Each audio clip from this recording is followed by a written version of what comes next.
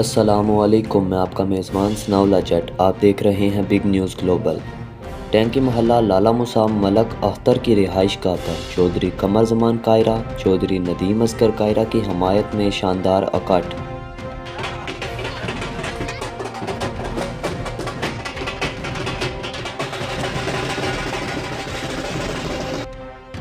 मुअज़्ज़िज़ीन इलाका की बड़ी तादाद में शिरकत। नदीम असगर कायरा साहिब ने अपने बयान में मलक अख्तर, इनकी फैमिली और अहले इलाका का शुक्रिया अदा किया।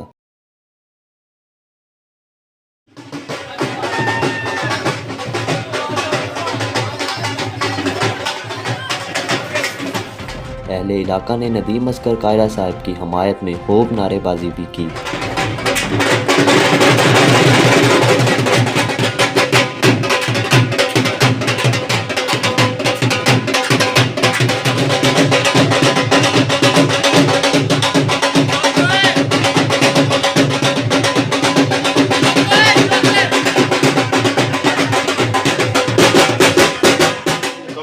अपने बड़े भाई अख्तर का, उन्होंने फैमिली का, उन्होंने बच्चों का, तो सारे दोस्तों का शुक्रिया अदा करना कि तुम अपना कीमती वक्त कट के इतने तशरीफ से आए हो और मेरे जी नाचीज बड़े सामने अपनी गुजारिशात करने का मौका दिता है।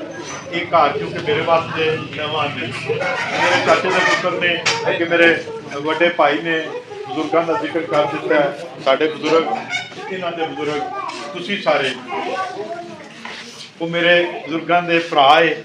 असा भी जो सियासत का आगाज़ किया छोटे है, असी आके तो इन्होंने वड्डिया बुजुर्गों सारे गल्लां सुनते। अज मैं अल्लाह का शुक्र अदा करना कि असी दूसरी तीसरी नस्ल के भी उस तलक की साढ़े बुजुर्गों ने रखी सी। मैं लाला मूसा दे क्योंकि मेरे सारे मैं अज तवज्जो चाहूँगा अपने छोटे भाइयों धीजियां को, मैं एक चीज़ का मुकदमा तुहाडे सामने रखना है क्योंकि अक्सर कहा जाता है कि अवामी नुमाइंदे की करते हैं, अवामी नुमाइंदे क्या किया है, ये साडा सारियां दा सवाल होता है। तो मैं अज कुछ चीज़ां तुहाडे सामने रखना चाहना, यही हर मीटिंग दे विच रख रहे हैं जिथे कि इस कोने च आए हुणे मैं उधर चले जाना है सबरी महल्ले। इस तरह असीं सारियां जगह ते गल पे करने और इक्को गल कर रहे हैं। मुकदमा असीं तुहाडे सामने रख छड्डदे हां, ज़मीर अपने मुताबिक फैसला करियो। असीं नहीं कहते कि सानूं वोट दे दिओ, असीं कहने कि अगर साडा हक बनता है, असीं इस शहर के वोट के हकदार है हाँ, तो फिर सानू वोट देना, वरना सानू वोट देने की जरूरी नहीं कि तुसी नालायक और नाए लोग जिहड़े ने वो असैम्बलियां भेज छड़ो है जी, तो इस गल ते रवो कि जिस MP MLA बना दिते ने। मैं नालायक और नाए नुमाइंदा नहीं बनना चाहता, मैं बनना चाहता हुकूमत करके नुमाइंदा बनना चाहना। जेकर तुसी मैनू जेल च रख के नुमाइंदगी दे दी तहसील सारियां दी, वो तो 10 MPA भी बनन तो ओहो जी नुमाइंदगी नहीं लभ सकती। मैं मुकदमा रखना तुहाडे सामने।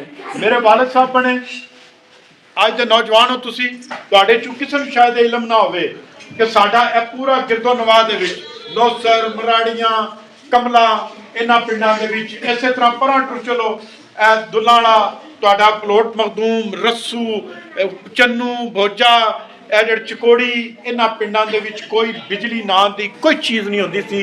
कदों 85 तो 85 तो पहले इन्हां पिंडां दे विच जिहड़े बुजुर्ग बैठे ने उन्होंने इस चीज़ का जरूर एहसास होगा, इन्हां पिंडां च कोई बिजली नहीं सी। वालिद साहब उस वेले तकरीबन 26-27 महीने रहे, 29 पिंडां दे विच उस वेले बिजली लगी और सड़कां किहड़ियां बणियां। एक नूनाली वाली जिहदे तो अज तुसीं गंजे रोड तो लंघ के जाते हो, एक है जिहड़ी बनी अपना फाटकों तो धामे वाले तो लैके तो दुल्ला वाले तक ये सड़क बनी और इत्थे कोई सड़क का वजूद नहीं होंदा सी, लोग बनिया तो लंघ के जाते। फिर अल्लाह ने उन्होंने मौका दिता, हैल्थ सेंटर बनाए, उन्होंने स्कूल बनवाए। फिर उस तो बाद अल्लाह ने मौका दिता उन्होंने 93 में अल्लाह ने उन्होंने मौका दिता, MNA बने। 88 MNA बने तो 60 ਜਿਹੜੇ ਪਿੰਡ ਨੇ ਉਹਨਾਂ ਦੀ ਮਜ਼ੀਦ ਦੇ ਵਿੱਚ ਉਹ ਤਕਰੀਬਨ 100 ਤੋਂ ਉੱਤੇ ਜਿਹੜਾ ਪਿੰਡਾਂ ਦੇ ਵਿੱਚ ਬਿਜਲੀ ਲੱਗੀ। ਜਾ ਕੇ ਸਰਾਏ ਆਲਮਗੀਰ ਜਾਓ, ਮੋਟਰਸਾਈਕਲ ਤੁਹਾਡੇ ਕੋਲ ਨੇ, ਉਹਨਾਂ ਨੂੰ ਕਹੋ ਸੀ ਐਜ਼ ਅ ਜਰਨਲਿਸਟ ਅਗਰ ਉਹ ਇਹ ਗੱਲ ਨਾ ਕਹਿਣ ਕਿ ਆਜੀ ਸਾਹਿਬ ਦੀ ਰੂਹ ਨੂੰ ਅੱਲਾਹ ਤਾਲਾ ਜਨਤਾ ਇੰਚ ਜਗ੍ਹਾ ਦੇ ਜਿਨ੍ਹਾਂ ਨੇ ਸਾਡੇ ਸਕੂਲ ਇਲਾਕੇ ਨੂੰ ਰੋਸ਼ਨ ਕੀਤਾ, ਅੱਜ ਤੱਕ ਬਿਜਲੀ ਨਾ ਹੁੰਦੀ। बहुत मेहरबानी इसे गल नूं घर घर पहुंचाओ यही गल अपने गली महल्ले पहुंचाओ दसो कि कमर जमान कायरा अगर साडे इन्नियां गल्लां तो बाद वोट दा हकदार है तो साडा हक बनदा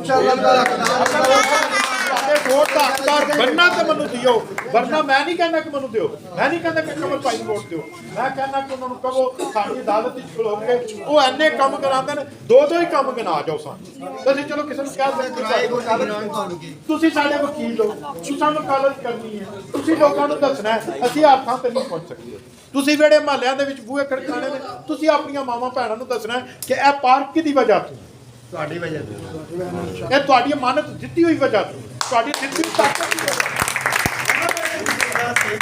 ਆਪਕੋ ਵੀ ਤਾਕਤ ਦਿਓ ਤੇ ਬਹੁਤ ਮਿਹਰਬਾਨੀ ਸ਼ੁਕਰੀਆ